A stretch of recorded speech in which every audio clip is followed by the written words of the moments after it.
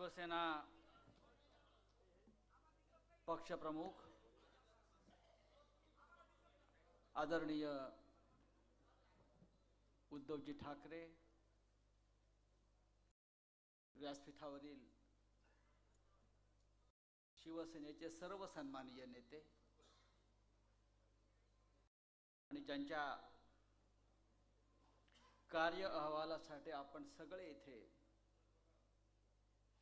जमलेलो आहोत, ते शिवसेना नेते, विधान परिषदेतले विरोधी पक्षनेते अंबादासजी दानवे, त्यांचं कव्हर पुस्तकाचं फार रोमांचक आहे. असं मनगटावर शिवबंधन बांधलेलं आहे.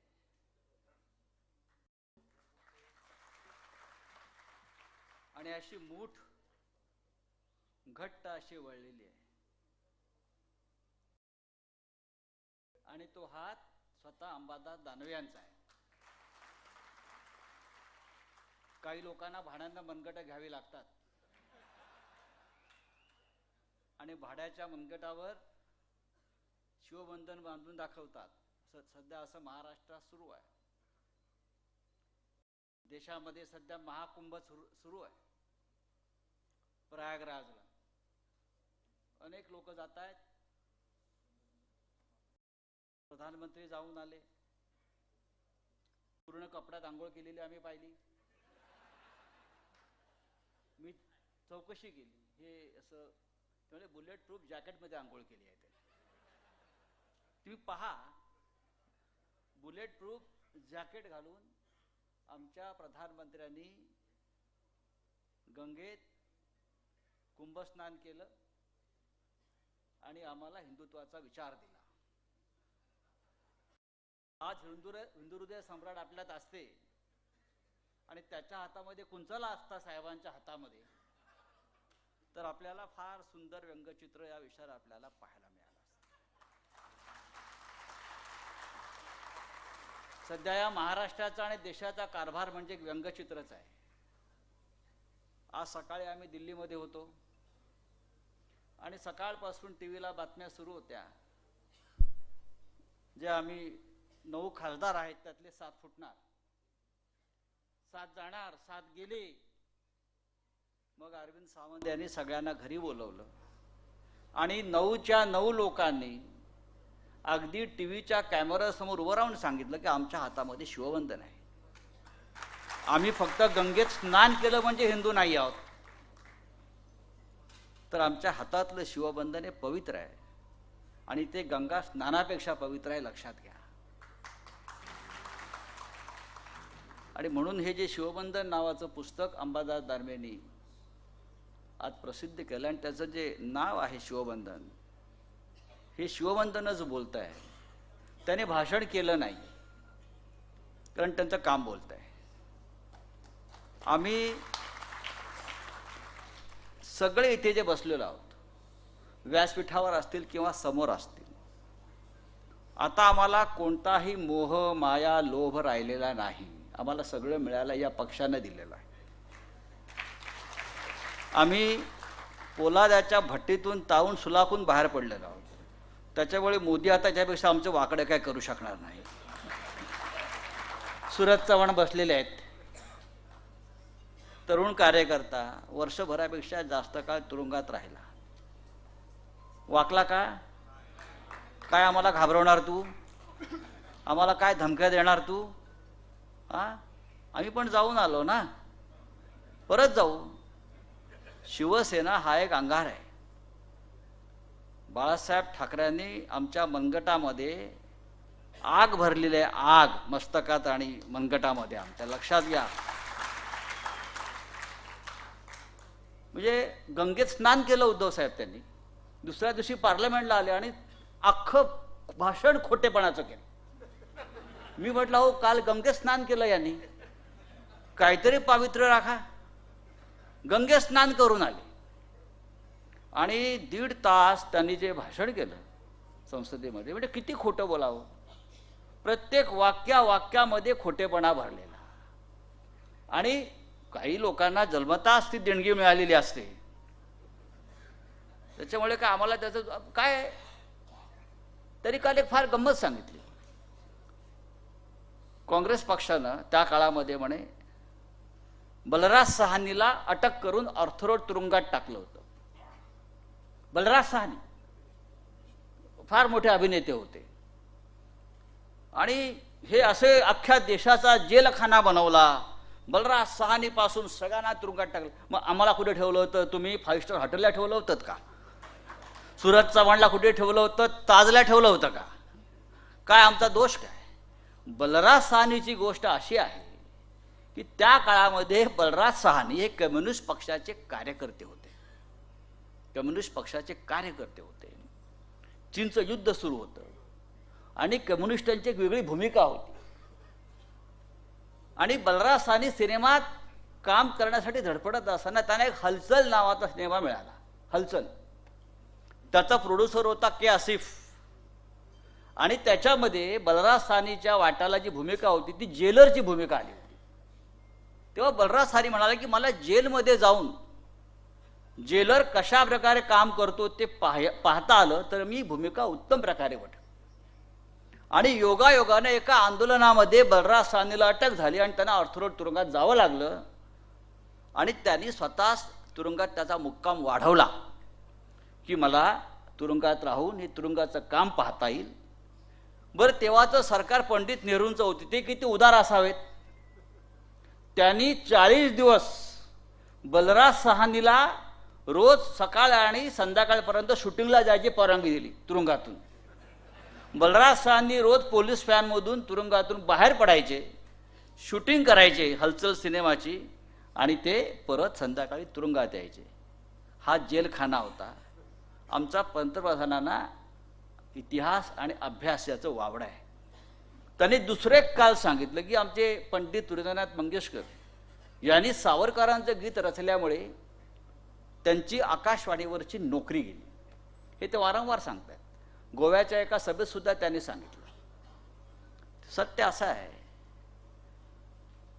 मंगेशकरांनी सागरा प्राण तळमळाला हे गीत रचलं, सावरकरांनी रचलं, त्याला संगीत हृदयनाथ मंगेशकरांनी दिलं. तेव्हा ते आकाशवाणीमध्ये होते आणि आकाशवाणीनंच हे गीत लोकप्रिय केलं.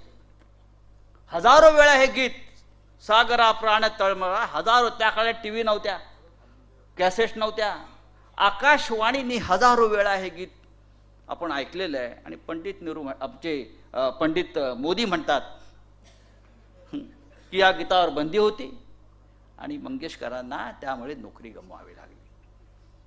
शिवसेनेवर खोटं, आमच्यासारख्या कार्यकर्त्यांविषयी खोटं बोलायचं, देशाविषयी खोटं बोलायचं. बरं, जे दिल्लीत तेच महाराष्ट्रामध्ये, जे वरपासून खाली झिरपत आलेलं आहे तेच आपण पाहतो. आणि अशा या वातावरणामध्ये महाराष्ट्रामध्ये जर दिशा दाखवायचं काम जर कोणाला करायचं असेल आणि कोण करत असेल तर ते माननीय उद्धव ठाकरे यांच्या नेतृत्वाखालची शिवसेना आपण करतो. हे काही बोलू द्या, हे सगळे आम्हाला म्हणतात मोदी नकली संतान, हे नकली बापाचे लोक आहेत. हे जे राज्यकर्ते आहेत हे यांचा बाप कोण आहे, यांचा मायबाप कोण आहे, उठसूट दिल्लीत जाऊन बसतात, दिल्लीत विचारतात. हे महाराष्ट्र आहे, हे छत्रपती शिवाजी महाराजांचं राज्य आहे आणि हा महाराष्ट्र कधी कोणाला खोट्याना माफ करणार नाही. आज खूप दिवसांनी सगळे शिवसेनेचे नेते, सगळे कडवट शिवसैनिक अंबादास दानवे यांच्या कार्यक्रमाच्या निमित्त आपण एकत्र जमलेलो आहोत. असे कार्यक्रम जिल्ह्यात जिल्ह्यात आणि तालुक्यात तालुक्यात व्हायला हवेत. एकत्र यायला पाहिजे, एकत्र आपण विचार पुढे नेला पाहिजे. आमची वज्रमूठ जी आहे ऐक्याची ती घट्ट आहे. आज सकाळी दिल्लीत असताना राहुल गांधींची एक पत्रकार परिषद झाली, मलाही त्यांनी बोलवलं. कशा प्रकारे घोटाळे करून हे सरकार निवडून आलेलं आहे हे त्यांनी आज पुन्हा एकदा त्याचं प्रेझेंटेशन दिलं. या महाराष्ट्रामध्ये 76 लाख मतं वाढवली आणि फक्त 5 महिन्यामध्ये 39 लाख मतं वाढवली. फक्त 5 महिन्यामध्ये. लोकसभा निवडणूक ते विधानसभा निवडणूक फक्त 5 महिन्यामध्ये 39 लाख मतं वाढवली. आणि ही सर्वच्या सर्व 39 लाख मतं फक्त एकाच पक्षाला पडली, ती म्हणजे भारतीय जनता पक्षाला. असं होऊ शकतं का? 39 लाख नवीन मतदारांची नोंदणी झालेली आहे आणि ही सगळी 39 लाख मतं एकाच पक्षाला पडतात. हा घोटाळा नसून घोटाळ्याचा बाप आहे. आणि अशा पद्धतीनं आपण जिंकून आलेला आहात. आमची मतं कमी झालीत का? आमची मतं कमी झालेली नाहीत, किंबहुना वाढली आहेत. पण भारतीय जनता पक्ष ज्या ठिकाणी जिंकलेला आहे किंवा जिंकलेलं दाखवलेलं आहे त्या प्रत्येक मतदारसंघामध्ये अचानक 25-25 हजार मतं कशी वाढली याचं प्रात्यक्षिक दिल्लीमध्ये राहुल गांधींबरोबर आम्ही दाखवलं. आणि त्या संदर्भात आम्ही सुप्रीम कोर्टात सुद्धा जातो आहोत. हे यासाठी मी आपल्याला सांगतोय की शिवसेनेची सत्ता आली नाही, आपला पराभव झाला म्हणून नावमेद होण्याचं कारण नाही. समोर जे जिंकलेले आहेत ते कपट कारस्थान करून जिंकलेले आहेत. ही अफजल खानाची अवलाद, हे पाठीत खंजीर खुपसणारे लोक आहेत.